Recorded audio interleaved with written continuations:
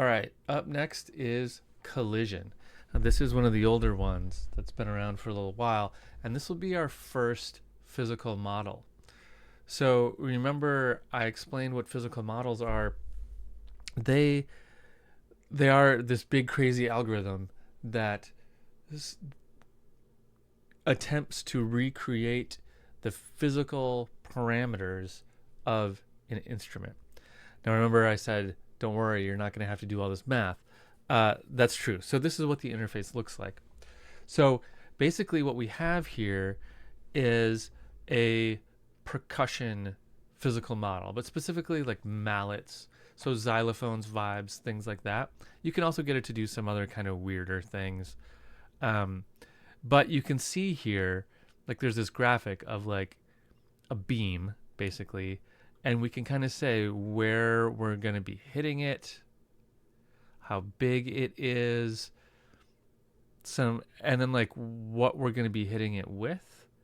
So let's just walk through this. So in a physical model, we don't really have an oscillator section. Instead, we have a mallet and a resonator section. And those are both kind of the oscillator because they're both contributing to actually making the sound. Past that, we can have a filter, although we don't in this one. But we do have things like LFOs, a little bit of routing that we can do, and some envelopes all over the place. Okay, so let's start off here in the mallet. So the mallet is the thing we're going to use to hit something else. So if you've ever played percussion, or like hit a xylophone or whatever, you know that the mallet contributes a lot to the sound. It can be a soft mallet, it can be a hard mallet. All of these things will matter. So we can say the volume is basically going to be how hard we hit the thing. Then we've got stiffness of the mallet, how much noise is in it. Color of the mallet could be the material, could be a few different things. So let's see what we've got. Okay, let's make it stiffer. That's like a brass mallet. And then this is going to be like a very soft yarn mallet. Okay, noise. I'm going to keep that down actually because I kind of like this sound. What's color do here? Not a lot for us right now. Okay, we can add noise. This is going to work kind of like a noise oscillator that we've seen. We see that this noise generator does have a filter built in. Here's our cutoff frequency and resonance. And it even has an ADSR envelope built in. Now, this is one that I was kind of talking about earlier where we don't get the graphic that shows us the ADSR. We just kind of have to know what we're doing here. And we have an envelope amount on our noise. So here's, turn it off. It's not doing very much right now. Okay, now resonator. So this is, what are we hitting, right? So right now we're hitting some kind of beam, medium sized, okay? We could hit a marimba, a string, a membrane, that would be like a drum head, a plate, a pipe, or a tube. Let's say tube, okay? Right, that sounds like you would expect a tube to be. If I hit it right on the edge, it's more resonant. If I hit it over here by the probably what's being held onto, it doesn't resonate as much. Some things we can make big and little, tubes we can't. Let's hit a string.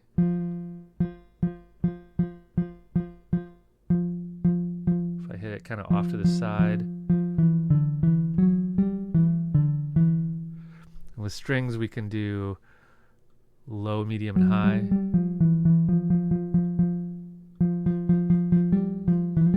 See, it's much brighter that way. Let's go back to Well, let's try a membrane really quick. It almost sounds like kind of like chimes maybe, or kind of a timpani maybe. Something in there.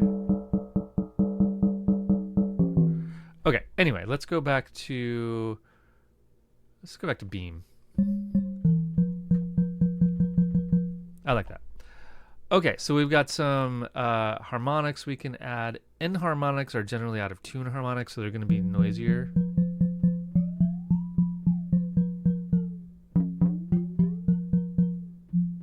Here's none.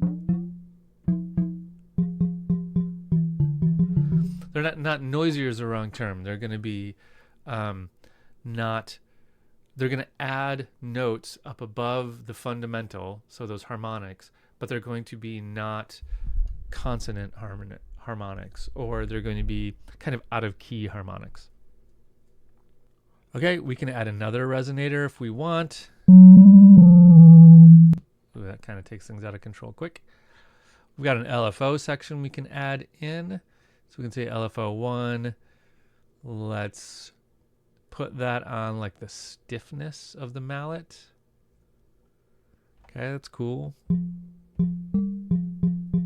I like this kind of a thing because it means that it's going to be constantly changing a little bit, which is how a mallet would actually act in the real world. So all of these here are that key mapping and velocity mapping that we talked about.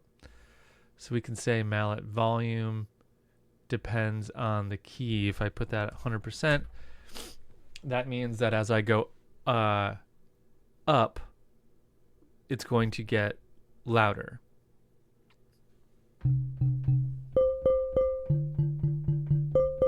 Right, so the low notes are quieter than the higher notes.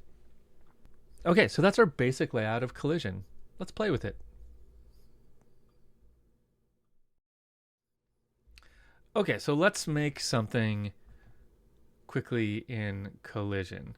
So actually I'm kind of into the things that we started off with here. There's our mallet. I'm going to turn off noise. Let's keep this right there, but let's add a second resonator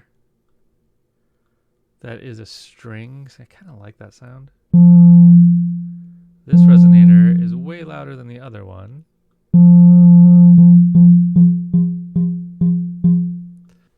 So I changed the structure.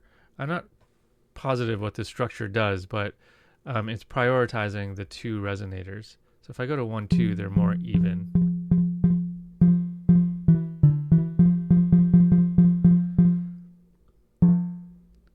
Let's turn our enharmonics down. Brightness down.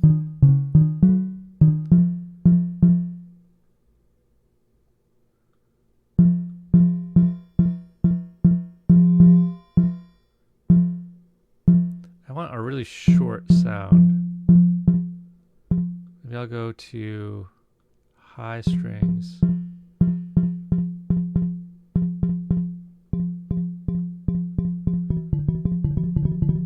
I like that.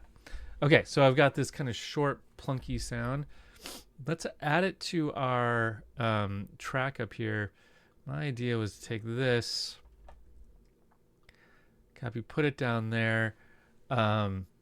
But I'm going to do something a little weirder. I'm going to join all of these MIDI clips together with Command J. Now I'm going to go to this MIDI clip and use our transform and arpeggiate styles here and just make like kind of a longer shape to it. Oh, look at that. Let's solo this. That's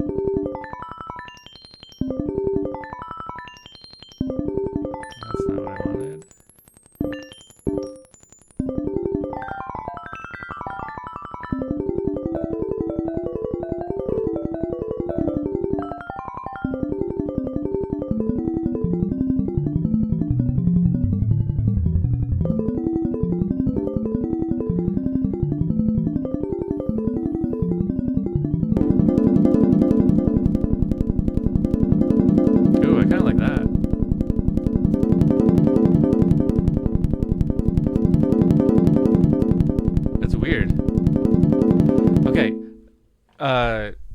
kind of separate from the synth settings, but we might as well do this while we're here.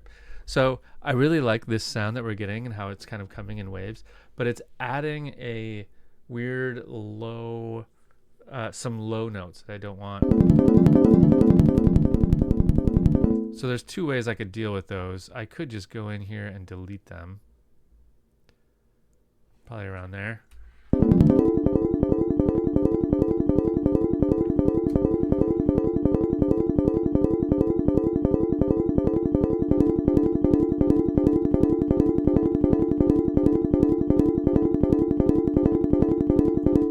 Okay, now to get that wave sound that we had back, I'm going to go to velocity, and let's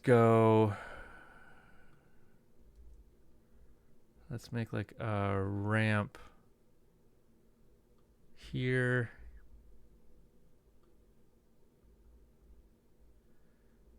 And then ramp here. And then I'm just going to do this to make just sort of a wave effect. This has nothing to do with sound design, but I think it's maybe a neat lesson.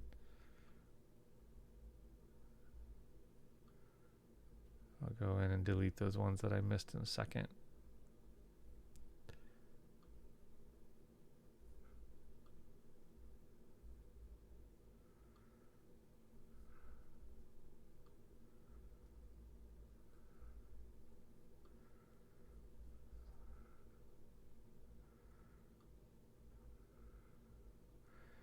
Okay, let's just delete those notes. Not really gonna matter. Okay, there we go. Let's hear this.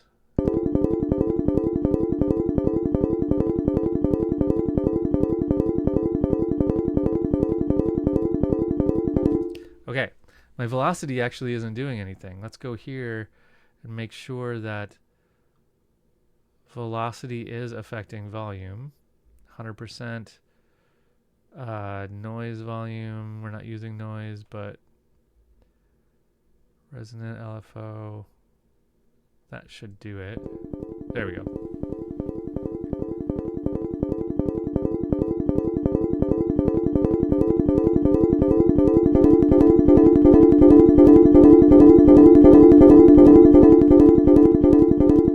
Whole thing is a little hot.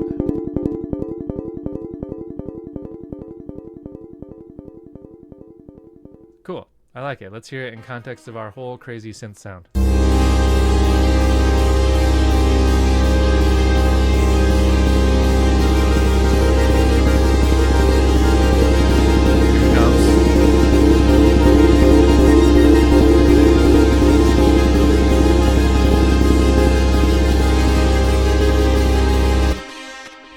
That's a lot going on.